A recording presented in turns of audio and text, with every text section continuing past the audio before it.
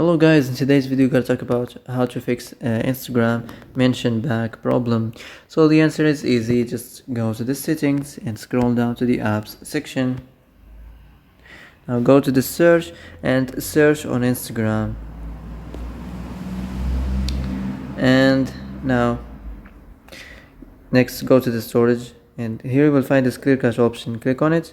Now you can go check it if it worked. If it didn't, you can try to restart your phone, and if it didn't work again, you can try to clear data, but be careful. When you clear data, all your Instagram's data will be deleted, settings, accounts, databases, etc. So be careful.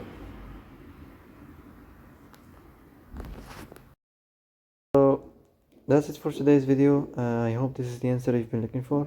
If you like this video, don't forget to like and subscribe, and see you in the next video.